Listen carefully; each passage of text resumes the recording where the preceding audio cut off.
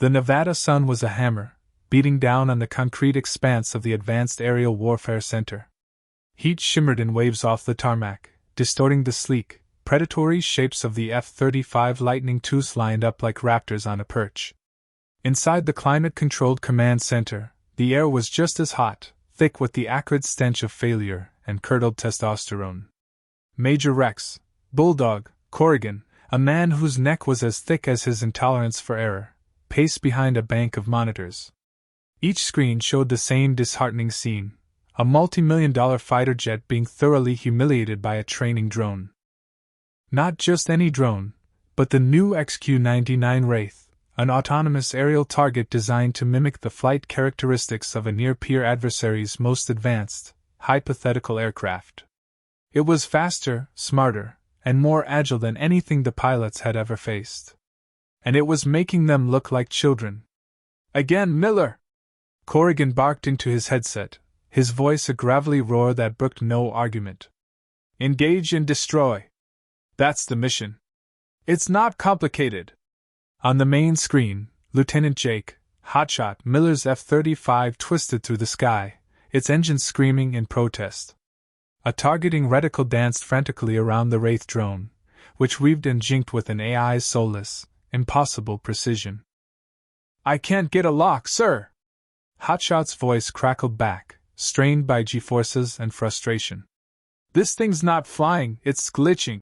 The drone executed a physics-defying snap vector change, dropping from the F-35's nose and reappearing on its 6 o'clock, a position of tactical dominance. A simulated missile lock tone blared through the command center's speakers. A red killed icon flashed over Hotshot's feed. Corrigan slammed a meaty fist on the console. "Get your head in the game, Miller! This isn't a joyride!" Standing near the back of the darkened room, almost lost in the shadows cast by humming server racks, was Lena Petrova. Dressed in a simple, oil-stained maintenance jumpsuit, she looked like she belonged with the tool carts and spare parts, not here among the gods of the sky. Her posture was unassuming, her expression placid. Yet her eyes, a pale and startling gray, missed nothing. They weren't just watching the screens, they were deconstructing the events they displayed. She saw the minute hesitation in Miller's control inputs, the predictable pattern in his pursuit curve, the way he reacted to the Wraith's feints instead of anticipating its logic. She saw a pilot fighting the last war, utterly unprepared for the next. Her presence was a quiet hum beneath the roar of the room, a silent note of observation that went completely unnoticed by the men whose world was exploding in frustration around them. She was a ghost in the machine, and for now, that suited her just fine. The silence of her exile was a heavy, but familiar cloak.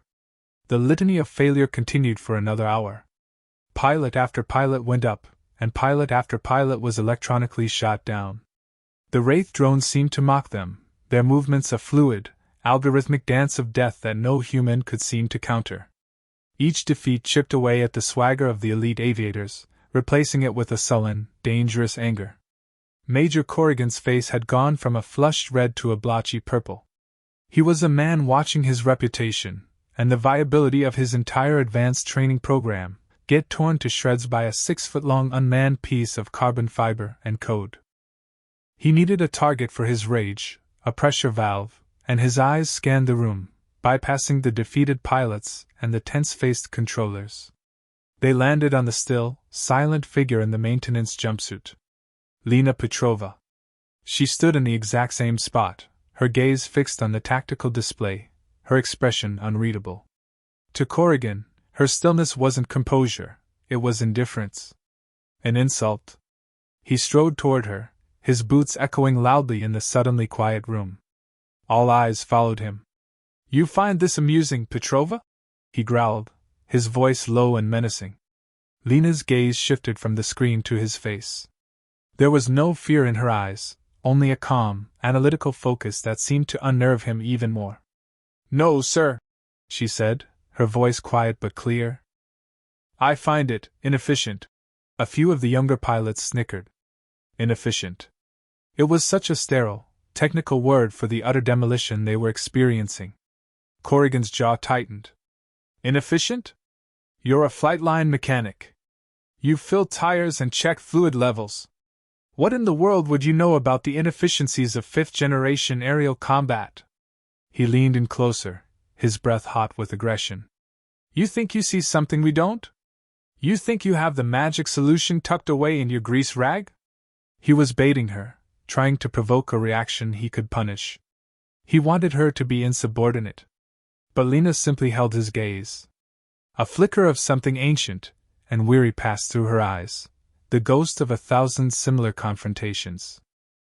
The memory of a life before this, a life of command and consequence, a life she had been forced to leave behind. She had learned long ago that the loudest voices rarely held the most truth. Her silence was her shield, forged in a fire bulldog Corrigan couldn't possibly imagine. Corrigan took her silence as a victory, a confirmation of her insignificance. He smirked, turning to address the room. See? Nothing to say. Let this be a lesson, gentlemen. Stick to what you know. Pilots fly. Technicians tech. He gestured dismissively at Lena. Now get back to the flight line, Petrova. We've got a spare bird, number 714, that needs a full systems diagnostic. We can't have our multi-million-dollar paperweights having technical issues on top of everything else. The order was a clear, public humiliation. A diagnostic on a fully functional, ready-alert fighter was make work, a task for a junior airman, not a senior technician. It was meant to put her back in her place. Lena simply gave a slight, almost imperceptible nod. Yes, sir, she said, her tone perfectly even. She turned without another word and walked out of the command center, the heavy door hissing shut behind her, leaving the men to their pride and their failure. As she stepped back into the blinding Nevada heat, she didn't feel shame. She felt a cold, familiar clarity. She walked toward Fighter 714, its sleek gray fuselage absorbing the brutal sunlight.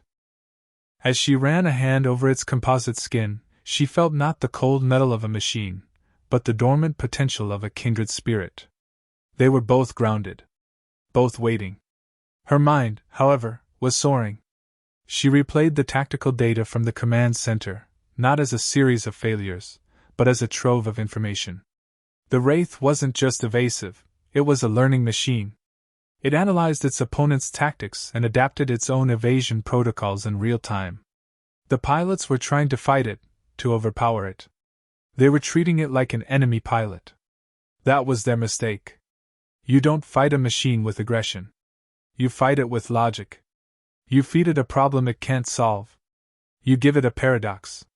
You had to become a ghost in its own machine.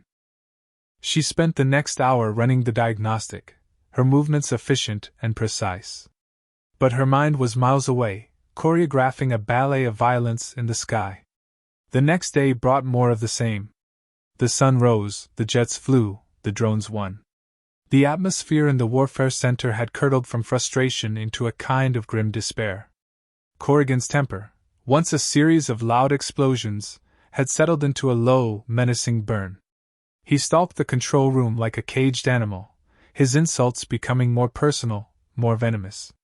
His favorite target remained Lena. He found reasons to call her back from the flight line, just to have a target for his derision. Petrova! Get in here! Miller's complaining about a slight vibration in his stick at Mach 1.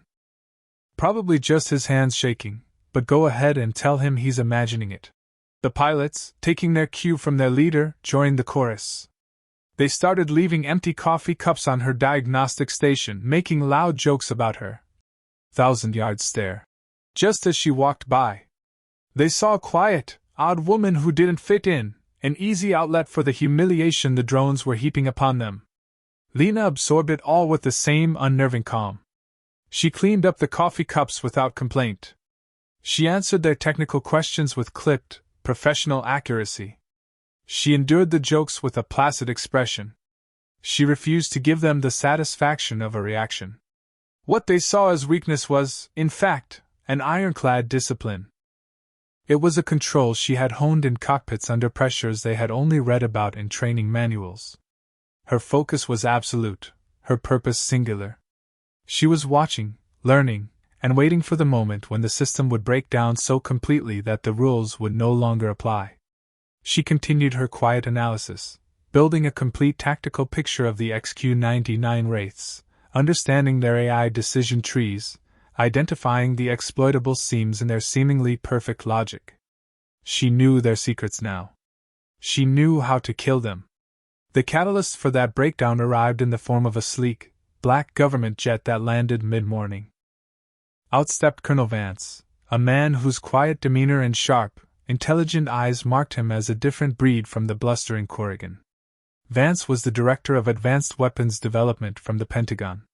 The Wraith program was his baby, and he had come to see why the Air Force's top guns couldn't seem to touch it. His presence sucked the remaining air out of the command center. Corrigan's bluster immediately transformed into a sycophantic, defensive posture. "Colonel, welcome! We're just running into some unexpected adaptability from the new platform. My boys are adjusting the tactical approach." Vance didn't respond. His gaze swept over the chaotic energy of the room, his expression impassive. He walked to the main tactical display, his eyes absorbing the data with a speed and comprehension that was startling. He stood there for a long time, watching another pilot get systematically dismantled by a wraith. He didn't speak, he didn't criticize. He just watched, and his silence was a far more damning indictment than any reprimand Corrigan could have delivered.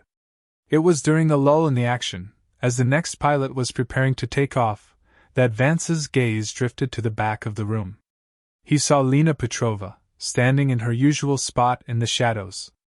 For a moment, their eyes met across the expanse of the control room. There was no subservience in Lena's look, no intimidation. There was only a shared, silent language of competence. Vance saw a stillness in her that was absent in everyone else. He saw focus. He saw a professional at work, even if her work was simply to observe. He gave a curt, almost imperceptible nod, a gesture of acknowledgement, before turning his attention back to the screens. Corrigan, who had been watching the exchange, felt a prickle of unease. He didn't understand what he had just seen, but he recognized it as a current of power that flowed around him, completely outside of his control. For the first time, he looked at Lena not as a mechanic, but as an unknown variable. A threat. The final day of the evaluation was a live-fire exercise. The stakes were no longer just pride and reputation, but the future of the entire program and billions of dollars in funding. 6 wraiths were launched simultaneously, armed with defensive flares and electronic countermeasures. The mission was simple: destroy all 6. Lieutenant Hotshot Miller, his ego bruised but not broken, was given the first attempt. He was the best stick and rudder pilot in the group, and Corrigan was betting everything on his raw talent. "All right, Hotshot," Corrigan coached, his voice tight with tension. "Forget the fancy stuff. Go in hard, guns and missiles. Overwhelm it with firepower." Miller's F-35 blasted into the sky, a streak of gray against the piercing blue. He engaged the first wraith with a ferocity born of desperation. He unleashed a volley of simulated cannon fire, which the drone evaded with a contemptuous roll. He fired an AMRAAM missile. The wraith deployed a cloud of chaff and flares, breaking the lock, and then pulled a high-G maneuver that would have caused a human pilot to black out. Miller pushed his aircraft and his own body to the absolute limit, but the drone was always one step ahead. It led him on a grueling, 20-minute chase before once again slipping onto his tail and scoring a simulated kill. The red killed icon on the main screen seemed to doom the entire room. One after another, the remaining pilots tried and failed. The 6 wraiths roamed the training range with impunity, their flawless performance a silent, damning judgment on the men sent to destroy them. The command center fell into a funereal quiet. The exercise was an unmitigated disaster. Corrigan stared at the screens, his face ashen. His career was over. Colonel Vance stood behind him, his arms crossed, his expression a mask of cold disappointment. "Shut it down, Major," Vance said, his voice quiet but final. The program was dead. The silence that followed was absolute, the heavy, suffocating silence of total defeat. It was into this void that a single, calm voice spoke. Sir, all heads turned. Lena Petrova had stepped out from the shadows. She walked not to Corrigan, but directly to Colonel Vance, her bearing erect, her gaze steady. The grease-stained jumpsuit seemed to fall away, replaced by an aura of command that was as undeniable as it was unexpected. Colonel Vance, she said, her voice devoid of any emotion except for a profound seriousness. Request permission to take the spare bird. Fighter 714. Call sign Nix. Authorization code 9 Delta Zulu. The pilots exchanged confused glances. Call sign? Authorization code?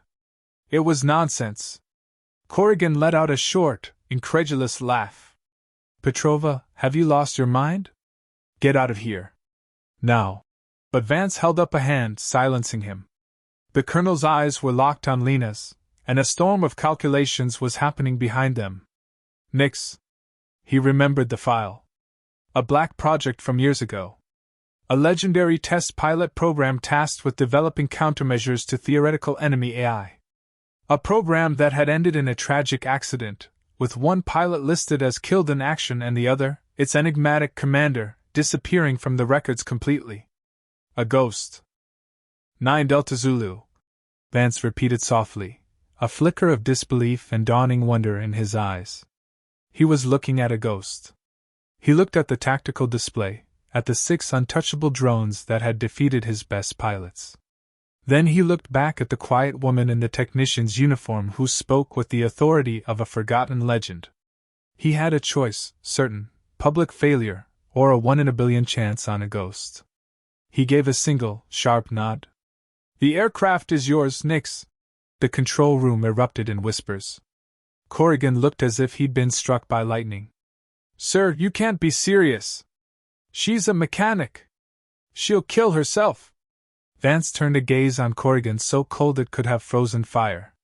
Major, you have failed. Your methods have failed. Your pilots have failed. Now be silent, and you might learn something. Lena wasted no more time. She turned and walked out, her steps purposeful, leaving a room full of stunned, speechless men in her wake.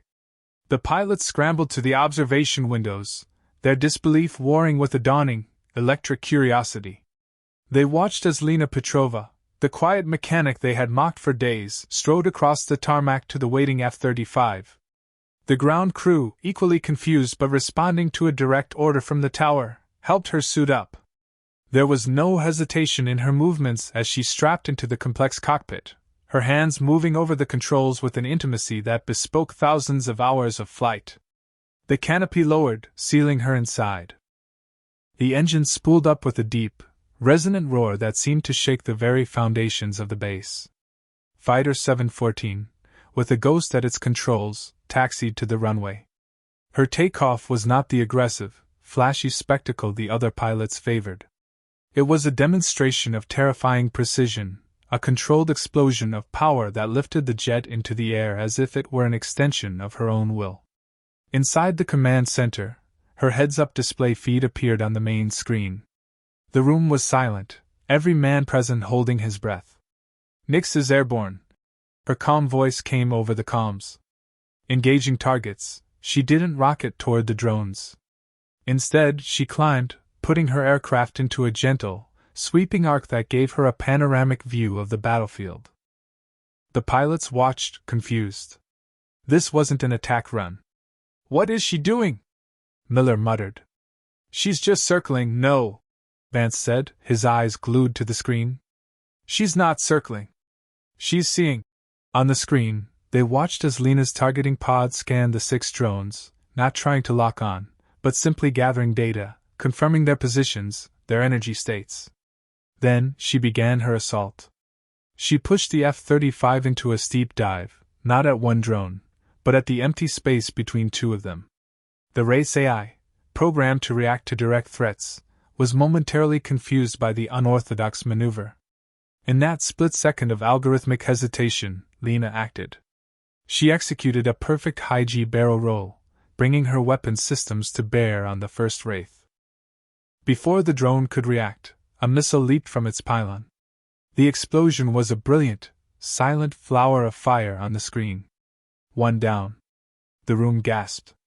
The other pilots started shouting encouragement and questions into the comms, but Lena's channel was silent except for her steady, rhythmic breathing. She was in a world of her own, a place of pure action and reaction. She hunted the second drone, but this time she didn't use a missile.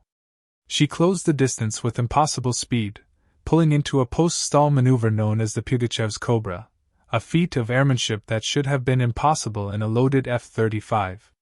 The jet reared up like a striking snake, its nose pointing almost straight up, while its momentum carried it forward. Her cannon spat a stream of 25mm rounds, shredding the race wing and sending it tumbling out of the sky. 2 down.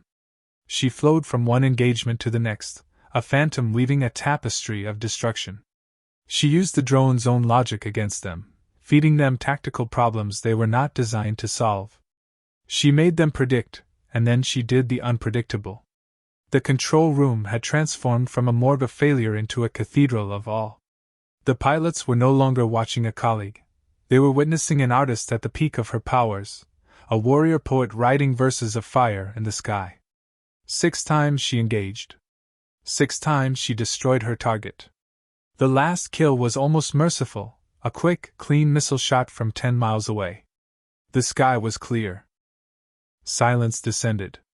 Next to command, her voice, still impossibly calm, broke the quiet. All targets neutralized. Returning to base. Total flight time, 19 minutes and 42 seconds. The canopy of Fighter 714 hissed open, steam venting into the hot desert air. Lena Petrova, looking no different than she had an hour ago, unstrapped and climbed down the ladder. As her boots touched the concrete, a profound silence fell over the flight line. The ground crew stood frozen. At the edge of the tarmac, Major Corrigan, Lieutenant Miller, and the rest of the pilots stood in a stunned, silent cluster. Their faces were a collage of shock, humiliation, and a deep, undeniable awe. The world they knew had been turned upside down by the quiet woman in the maintenance jumpsuit. Colonel Vance walked out from the command center alone, his stride measured, his face etched with a gravity that bordered on reverence. He walked past the shell-shocked pilots without a glance, stopping a few feet in front of Lena. For a moment, he just looked at her, at the woman who was supposed to be a ghost. "Report, Major Petrova," he said, his voice clear and formal. He deliberately used her former rank, and the word hit the assembled pilots like a physical blow. "Major." Lena stood at attention, a reflex from a life she thought she had left behind. 6 hostiles neutralized, Colonel," she said, her voice steady. "No damage to the aircraft. The new avionics package performed within expected parameters." She delivered the report with the simple, direct clarity of a professional. Vance nodded slowly, absorbing the magnitude of what he had just witnessed. He had not just seen a skilled pilot. He had seen a legend reborn from the ashes of a forgotten file, a master whose genius had been hidden away in plain sight. Her quiet humility had not been a sign of weakness, but the profound calm of someone who had already been to the mountaintop and had nothing left to prove to the world. Vance then turned his gaze upon Major Corrigan. The man flinched as if struck. The colonel's voice was quiet, yet it carried across the tarmac with the cutting force of a razor. "Major Corrigan, your arrogance has been a liability. Your prejudice has blinded you to the single greatest tactical asset on this entire installation. You looked at a master and saw only a mechanic. You are relieved of instructional command, effective immediately. Report to my aide. You will be reassigned to a desk where your lack of vision can do no further harm." It was a career execution, delivered swiftly and publicly. Corrigan's face crumpled, the bluster and rage draining out of him, leaving behind the hollow shell of a man who had been utterly and completely broken. Vance did not wait for a reply. He turned back to Lena, his expression softening slightly. "Major Petrova," he began, his voice taking on a different tone, one of deep respect. "The official record says the Nix program was terminated. The official record is wrong. It was made dormant, waiting for a time when it was needed again. It seems that time is now. Your exile is over. "Welcome back, Commander." The other pilots, led by a pale and humbled Jake Hotshot Miller, slowly approached. The mockery was gone, replaced by a reverence usually reserved for heroes. Miller stopped before her, his eyes wide with a question he couldn't quite form. "How?" he finally managed to ask, his voice barely a whisper. "How did you do that?" Lena looked at the young, talented pilot and saw not the arrogant boy from the control room, but a student eager to learn. A hint of a smile touched her lips for the first time. "You were trying to fight the machine," she said simply. "I listened to it. Then I gave it something new to think about." She looked past him, her gaze rising to the vast, empty canvas of the desert sky. It was no longer a ceiling, a constant reminder of what she had lost. It was a home she had forgotten. The quiet observer was gone, and in her place stood the master of the sky, her silence finally, gloriously, broken.